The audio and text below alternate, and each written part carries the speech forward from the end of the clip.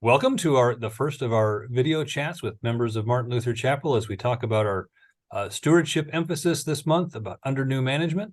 We'll have several of these hopefully over the next few weeks. It's a pleasure today to talk with Kendall Mahn, a member of Martin Luther Chapel here for about 6 years now, I think. Give or take? Yeah, sure. Yeah. So, but I wanted to invite Kendall to be here just to talk about her experience, because I think it's a little different than many of us who grew up in a Lutheran church. So as we're talking about our stewardship emphasis, first question I'm going to ask everybody. These weeks we're talking about the theme under new management. What does that mean to you? What do you think of when you hear that phrase? I struggle with that phrase because I think about like a store opening and they're like grand reopening, like under new management. And unfortunately, it's not clear if it's going to be a good thing or a bad thing. Like, is the food at that restaurant going to be better? Like, I don't know. We hope. Fair enough. Well, I'm going for the good thing with these. Okay. Well, fair enough. It's a change anyway, right? As I thought of that theme as I focused on the reading that we had from Romans this last Sunday, where Paul talks about being in our baptism being brought from death to life, and sort of the renewal that we undergo in Christ. And I thought of you to have this conversation because as someone who came to the Christian faith later in life, who didn't necessarily grow up in church, talk about what that looked like for you, what your experience was, again, coming to the church, coming to faith perhaps later in life. Yeah, so in school, and I was in a public school, we actually read chunks of the Bible, but it was sort of through a secular lens, because talking about like different themes that show up. And so I started considering Christianity seriously when I was in a long distance relationship that was somebody I was very serious about, who I eventually married. And his faith was really important to him. So I felt that it would be really good for me to seriously consider this and see if it's going to be something that's going to make sense for me or not. And so what I did is I sat down and spent like 2 to 4 months reading the Bible cover to cover. And then I wanted to see like, okay, now that I've gotten the whole picture, like, is this something I believe in? And I remember like lying on a bed, like I was like, okay, what do I think? Do I believe in God or not? And the answer was yes. So I was like, okay, I guess I'm Christian now. Interesting. I commend you for only taking 2 or 3 months to read through the whole thing. Speed reading. Well done. Well done. As we in Romans, it talks about the change, in baptism from death to life, and the transformation that takes place. Can you think of anything that's changed for you from before you were lying there thinking about whether or not you believed in God, and afterward? Has there been a transformation or a change that you've noticed in yourself?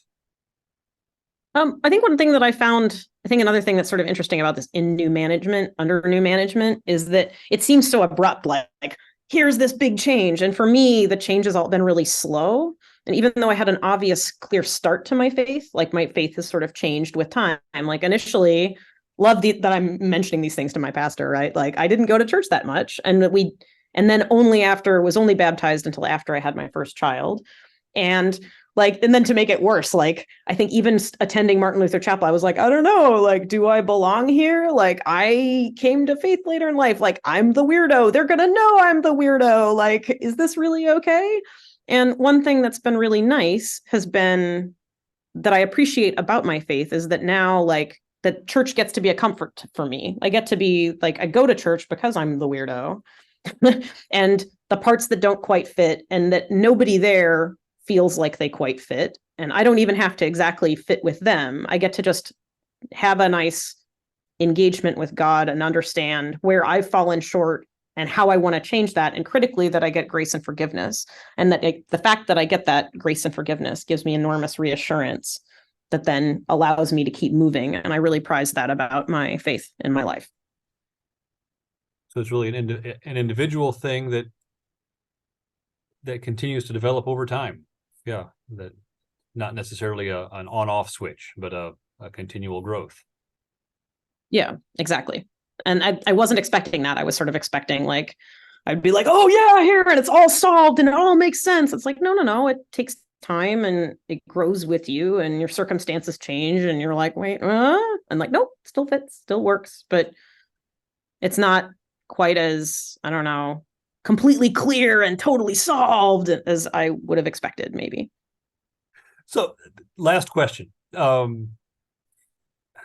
How does your sort of Christian identity, how does your faith sort of work itself out in your life and work? Did it change how you approached what you do from day to day? I think it more is that the Christian faith really fits well with my personality and my approach to life. So, well before I became a Christian, I was really interested in this concept of servant leadership. I really like the idea that you spend your time trying to see what other people's needs are and finding ways to accommodate and support them. And I tried to start looking up, okay, well, who's like the management guru that is responsible for this? And what I found was that it's like, nope, this is all from Jesus. I was like, oh, okay.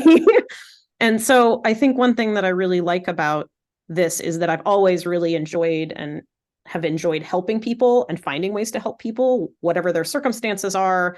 And so this is like, oh, this fits. This is one thing where it just sort of clicks into place. And it's like being a Christian to me means like having good stewardship and being responsible for what you're responsible for. So I was like, this exactly fits with how I view like, my job, my family, and trying to help all those people in my life. I think you just gave me the perfect definition of stewardship. So thank you very much. Just for all of you watching, I did not tell her to say that. But yeah, that's what we're hoping for. That's what we as people try to do, is serve as Christ has served us. We receive his forgiveness, we offer it to others. He served us, we try to serve them. So beautiful. Thank you very much. I appreciate your time, just kind of sharing your thoughts and your perspective on what it means to be under Christ's management, under new management. Look forward to talking on Sunday, maybe. So thank you. That's good. Thanks.